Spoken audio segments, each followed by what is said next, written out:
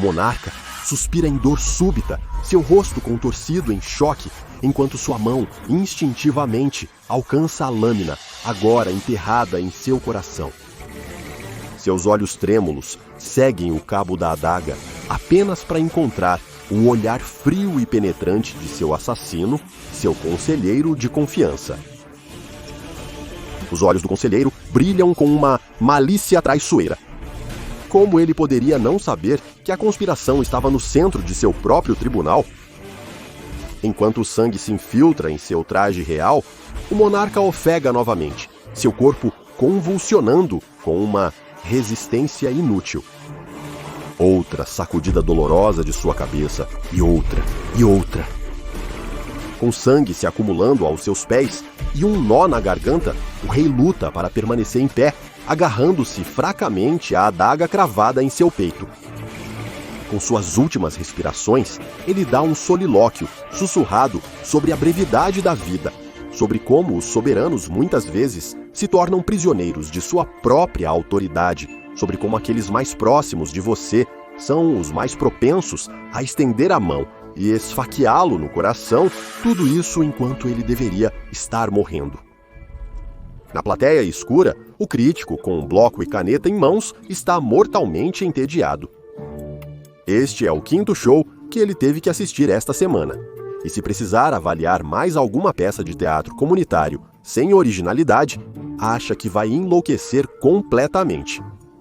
As cortinas se fecham e o elenco sai para receber os aplausos, marcados por uma salva de palmas desanimada, mas o crítico já está na metade do caminho, esperando encher seus pulmões, com ar que não cheire a suor e poeira queimando nas luzes do palco. Ele está começando a odiar este trabalho. Ele pega uma bebida de cortesia no saguão e vai para o beco quieto, atrás do prédio. Ele não tolerava a proximidade dos outros. Se questionado sobre a peça, poderia ter sido sincero, embora realmente não fosse terrível. Como a maioria das coisas na vida, era apenas mais uma mediocridade mediana. Ele pode estar apenas envelhecendo, desiludido e deprimido. Talvez ter que assistir peças para viver tenha tirado a alegria de algo que antes era tão prazeroso para ele, mas ele simplesmente nunca parece mais gostar de ir ao teatro. Como se fosse convocado pelos pensamentos desanimados do crítico, um estranho misterioso entra na área vazia. Os olhos do crítico são atraídos para a figura estranha vestida com o extravagante terno preto de maestro sinfônico, mas com longos cabelos vermelhos vivos de cor não natural. Como se alguém tivesse alisado o cabelo do Ronald McDonald. Mais estranho e interessante que o próprio cabelo era sua posição, drapeado sobre o rosto da figura como uma cortina de queratina, ocultando completamente suas feições. O crítico está estranhamente impressionado. Com o rosto totalmente coberto, é um milagre ele ter achado o caminho para esta área fechada sem esbarrar nas paredes até aqui. Antes que o crítico possa ter mais pensamentos ácidos sobre a natureza deste estranho peculiar, o homem de cabelo vermelho começa a falar com uma voz teatral grandiosa. "Você me parece um cavalheiro precisando de diversão, bom senhor", ele diz. "Um homem entediado com o comum, cansado da rotina, indignado com o banal. E se minha suposição estiver correta, então eu tenho a noite perfeita de estímulo teatral preparada para você. Um show de variedades que encapsula todos os aspectos gloriosos das artes cênicas no local mais íntimo de todos." Com uma destreza impressionante, o estranho ruivo passa ao crítico um papel com um endereço. Especificamente, o endereço de um armazém supostamente abandonado nos arredores da cidade. Talvez o crítico devesse esperar que fosse agredido, roubado, potencialmente morto assim que chegasse, mas a voz do estranho é muito sincera. Isso desperta algo no crítico, sua paixão há muito adormecida pelo palco e a crença de que talvez ainda existam permutações na arte do teatro que ele ainda não experimentou pessoalmente. Quando ele olha para cima, o estranho já se foi. A data e a hora, 7 horas da noite daquele dia, estão no verso do papel. Isso incendeia a imaginação do crítico. Seria um pedaço de teatro experimental e imersivo? Algo realmente vanguardista? Um verdadeiro risco criativo? Sim, é exatamente isso que ele precisa para sair deste declínio. Chega de interpretações monótonas e seguras dos clássicos. Hora de algo especial. Mas o crítico não tem ideia de quão especial será o show de hoje à noite. Ele nunca terá visto um show solo como este. Ele chega mais tarde naquela noite e adentra o armazém enquanto a escuridão o envolve. É mais ameaçador pessoalmente, mas ele vai persistir. Ele prefere ser assaltado em um armazém escuro a sofrer outro sonambulismo através de peças como Um Bonde Chamado Desejo ou Todos os Meus Filhos. O interior do armazém é tão vasto, escuro e desolado quanto o exterior sugeriu. Antes que o crítico possa pensar muito sobre o potencial amianto aqui, ele vê um único holofote no centro do salão principal. Lá, o estranho de cabelos vermelhos de antes senta e espera, seu cacho carmesim ainda obscurecendo seu rosto. Há várias cadeiras dobráveis ao seu redor. Isso é certamente rústico, pensa o crítico. O ruivo estranho o chama, apontando para uma das cadeiras vazias à sua frente. Algo nisso parece perigoso, de uma maneira que é, ao mesmo tempo, assustadora e atraente. O crítico se acomoda e se prepara para o espetáculo. Ele está curioso pela ausência de outros espectadores, mas isso não importa muito no momento. Aquela mesma voz, apropriadamente teatral, surge com força por trás das ervas carmesim. Bem-vindo ao show, meu estimado convidado. Prepare-se para ser entretido, fascinado e encantado por uma variedade de artistas multidisciplinares preparados para surpreender nosso público com todas as permutações imagináveis de narração de histórias ao vivo. O anfitrião de cabelos vermelhos não diz mais nada. Em vez disso, sem qualquer ajuda de seu dono, sua franja se abre como cortinas, revelando algo completamente impossível por baixo. O homem não tem rosto. Em vez disso, é um palco. Um pequeno palco perfeito, embutido em seu crânio. O crítico deveria estar horrorizado e fugir. Mas ele não foge, fascinado pelo que está vendo. Parece ser a obra perfeita de arte performática para despertar a mente entediada. Então as coisas ficam ainda mais estranhas. Um grupo de pequenos atores, cada um com menos de 1 polegada de altura, todos saem andando para o palco no crânio do estranho. Todos, em trajes de época, encontram seus lugares no palco, preparando-se para o que parece ser uma apresentação. É diferente de tudo que o crítico já viu. Ele apenas olha com espanto, não totalmente certo de que não está apenas sonhando com tudo isso. Os pequenos atores apresentam uma peça original de época medieval, sobre a esposa aprisionada de um arquiduque malvado em Florença, que sonha em fugir com o menino do estábulo para uma nova vaida na Espanha. Porém, o arquiduque é um homem cruel e ciumento. Se descobrisse sobre a união de sua esposa com o menino do estábulo, ele certamente a trancaria e o torturaria e mataria. A esposa do arquiduque tem certeza de que seu marido vingativo os perseguiria até os confins da terra para se vingar se eles fugissem. Com a ajuda de um nobre astuto que deseja invadir as terras do arquiduque, a esposa e o menino do estábulo criam um plano engenhoso. O arquiduque será assassinado durante sua grande festa de aniversário. Então eles podem fugir com a fortuna dele e começar uma nova vida, longe da sombra do marido cruel e tirânico da mulher. O crítico aprecia consideravelmente o conceito geral. Mesmo no cenário fantástico de ver uma peça sendo encenada dentro de um crânio, ele não consegue desligar a parte do seu cérebro que se envolve com a qualidade da execução. E é nessa parte que a peça está, infelizmente, muito deficiente. Os atores parecem pessoas aleatórias da rua, tentando apenas passar pelo material em vez de verdadeiros artistas. O ator que faz o arquiduque segue tossindo e se desculpando durante suas falas. Algumas falas da esposa do arquiduque são tão baixas que o crítico mal consegue ouvi-las, e o ator que interpreta o menino do estábulo parece tão tomado pelo medo do palco que mal levanta os olhos durante toda a performance. Assistir a isso é uma das experiências mais surreais da vida do crítico. O fato de que não apenas essa situação insana e impossível está realmente acontecendo, mas também que meio que é ruim. O crítico se contorce enquanto a peça continua. Em circunstâncias normais, ele já teria saído e dado uma crítica absolutamente brutal.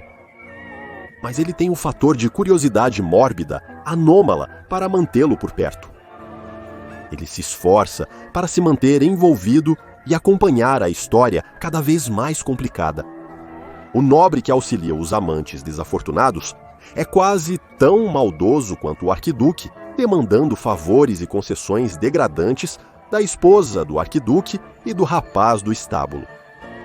Quando o casal assassina o arquiduque, ele revela com seu último suspiro que o garoto do estábulo, por quem ela arriscou tudo, é, na verdade, seu meio-irmão, antes considerado morto. Este grande final quase teria sido eficaz se o choro da esposa do arquiduque não tivesse sido tão horrivelmente irreal. O crítico acha que é como cobrir um bolo delicioso com estrume de cavalo.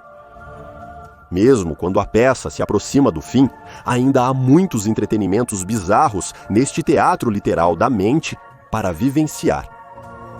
Após os tormentos da peça diminuírem, os atores se curvam desajeitadamente, fora de sincronia, e saem do palco envergonhados. No silêncio, o anfitrião fala. Assim termina a tragédia de nossos amantes mal afortunados, chama o homem com o palco por rosto. E agora, um bálsamo para sua alma, um gosto de magia fascinante e encantamento, o incrível misterioso. As cortinas de cabelo se fecham brevemente, mas antes que o crítico possa fazer uma pergunta ou sair, elas se abrem novamente.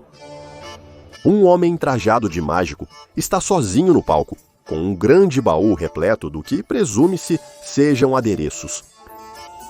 Ah, isso deve ser bom, ele pensa. Primeiro, o mágico tira um pequeno baralho de cartas do seu casaco e começa a embaralhá-las. No entanto, enquanto embaralha, ele tropeça e espalha as cartas pelo chão. Inicialmente, o crítico lhe dá o benefício da dúvida, supondo que talvez isso seja apenas um desvio para preparar o verdadeiro truque. Esse benefício da dúvida evapora quando o mágico cai de joelhos em uma correria frenética, murmurando e praguejando baixinho. O mágico recolhe as cartas e se desculpa furtivamente. Esquecendo as cartas, ele parte para o próximo truque. Ao tentar pegar a aba do chapéu, ele atrapalha até isso em um ato de palhaçada surpreendente. O chapéu cai da cabeça do mágico e um coelho salta de seu couro cabeludo, defecando em seu ombro e fugindo do palco antes que ele pudesse reagir. O crítico ri involuntariamente disso.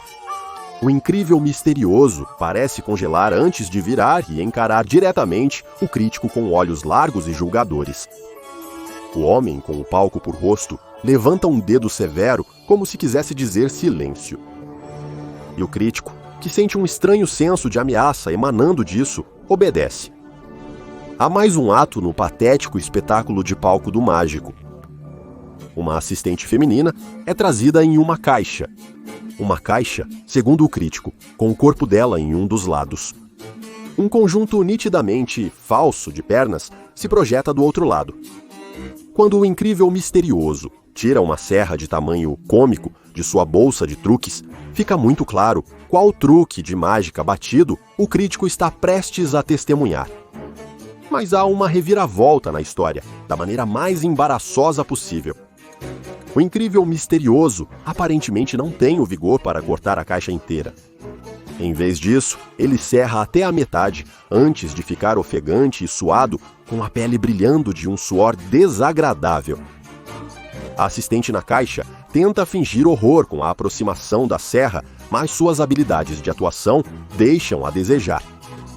Eventualmente, e misericordiosamente, o incrível misterioso simplesmente se curva, acidentalmente batendo a cabeça na caixa no processo e desaba no chão.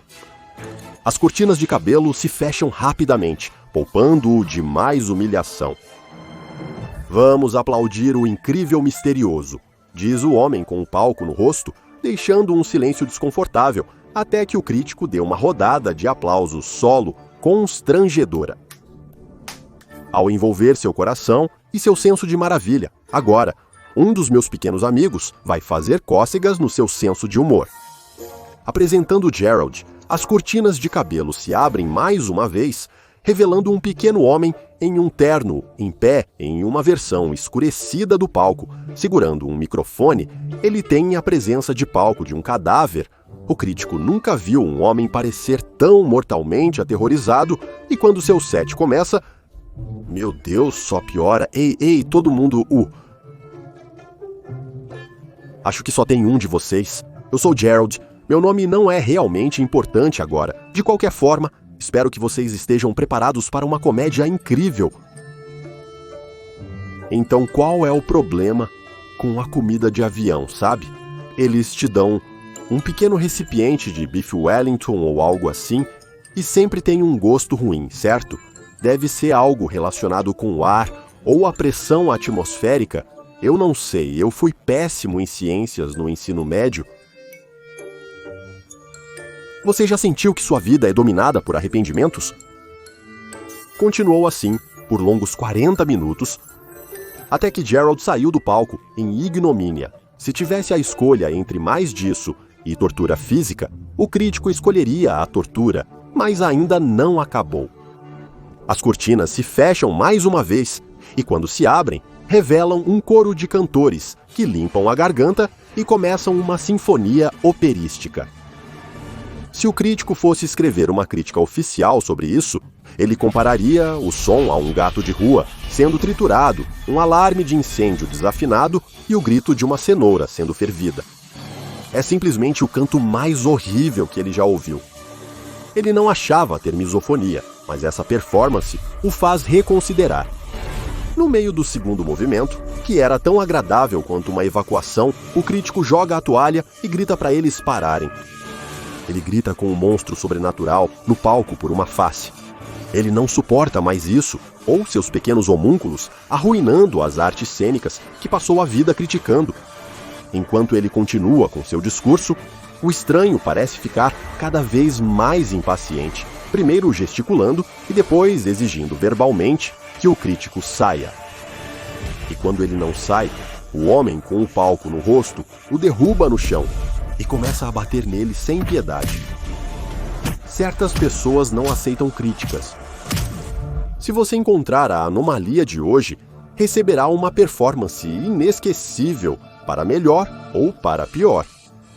Apresento o SCP-3, 1073, conhecido como Rosto do Palco. Esse humanoide pode parecer insignificante à distância. É um homem de descendência europeia, com longos cabelos ruivos cobrindo-se o rosto, vestindo o elegante uniforme padrão de um maestro de orquestra. Excêntrico, talvez, mas não anômalo. Até ele separar seu cabelo, como cortinas na noite de estreia, revelando seu verdadeiro segredo. Não há rosto por trás do cabelo, apenas um pequeno teatro, onde atores ainda menores desfilam e se preocupam com suas horas no palco. Mesmo sem as características faciais necessárias, ele é capaz de processar fala e visão. Ele também é um excelente comunicador, capaz de falar em uma grande variedade de idiomas, embora pareça ter uma preferência pelos principais idiomas da Europa Ocidental: inglês, francês, alemão e italiano. Ele teve bastante tempo para aprimorar suas habilidades. Quando perguntado sobre sua idade por pesquisadores da Fundação, ele respondeu que era tão antigo quanto o próprio palco, o que o torna pelo menos vários milênios de idade, graças aos estilos dramáticos dos antigos gregos. Mas estou ciente de que você está menos interessado nas línguas que ele pode falar e na idade das anomalias do que na coleção de 113 pequenos atores, designados SCP-3073-1, que vivem dentro de sua cabeça e realizam todos os tipos de floreios dramáticos. Da tradição teatral de encenar clássicos de Shakespeare e Eurípides a óperas e sinfonias, até mesmo shows de comédia stand-up e performances mágicas ao estilo Penn Teller, todo o entretenimento que você poderia querer contido em um único rosto. Há apenas um problema. É tudo terrível.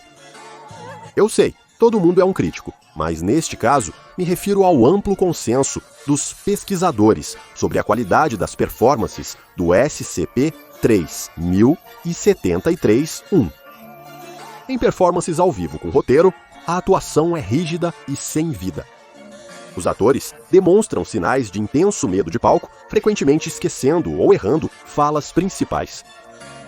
As performances musicais foram descritas como uma cacofonia ensurdecedora, e um dos shows de mágica com elementos pirotécnicos incendiou o cabelo do SCP-3073, resultando na necessidade dos guardas da fundação de apagá-lo com um extintor de incêndio. A anomalia sente-se constrangida com a baixa qualidade das performances de alguns e nunca chama a atenção para isso pessoalmente. Quando questionada, ela evita a pergunta de todas as formas possíveis. Tudo isso levou à suposição de que os jogadores dentro da cabeça da anomalia não são atores experientes, embora a anomalia sinta carinho por eles, referindo-se a eles como seus pequenos amigos. Apesar do SCP-3073 ser geralmente cordial, uma forma de alterar isso é quebrar a etiqueta do teatro, ou seja, portar-se de modo inapropriado durante uma de suas apresentações. Para comportamentos inadequados entre a plateia, a anomalia repreenderá verbalmente o infrator, avisando para não interromper o show novamente. Se você falar ou vaiar, os pequenos atores irão parar de atuar e olhar diretamente para o membro da plateia. Se a anomalia persistir, ela pedirá que saiam. Caso não o façam, tentará removê-los à força, demonstrando a força de um homem adulto médio. Se a maior ameaça do SCP-3073 fosse apenas uma pequena escaramuça, a Fundação não se preocuparia com ele. Mas um incidente particularmente infame, anexado ao arquivo de caso do SCP-3073, sugere que pode haver mais do que aparenta nesta etapa de consciência sobrenatural. O incidente 3073 começou como um teste padrão da Fundação. Os pesquisadores queriam entender completamente os efeitos da anomalia, evitando horas assistindo a ofensas tediosas ao mundo do imortal escritor William Shakespeare. Assim, 4 membros da classe D foram reunidos para assistir os atores do SCP-3073 soltando gases constrangedoramente durante uma encenação de Otelo. No entanto, um classe D, outrora um temido e respeitado quebrador de pernas para a máfia, antes de ter seus registros expurgados e ser adicionado à legião de sujeitos de teste da Fundação, não estava aceitando isso. Ninguém ousava desrespeitá-lo, e enquanto ele rondava as ruas, cobrando o dinheiro devido para seus sinistros chefes, era notoriamente sério e sem senso de humor. Agora ele assistia a esse lixo paranormal? Zombavam dele? Em suma, ele achou a performance de mau gosto e fez questão de expressar essa aversão vaiando e zombando alto a cada momento, especialmente quando um dos artistas tropeçava. SCP-3073 tentou controlar a situação verbalmente, mas a classe D ignorou. Logo, uma briga de socos completa começou, que os outros 3 classes D depois disseram ser o momento mais divertido da noite. No entanto, no meio da luta, a tragédia aconteceu. O rosto de um dos jogadores dentro do SCP-3073 foi agarrado pelo classe D vingativo, que apertou com força suficiente para quebrar sua coluna, matando-os instantaneamente. A briga foi interrompida pouco depois disso, mas o dano já estava feito. A anomalia ficou devastada com a perda de um de seus preciosos jogadores.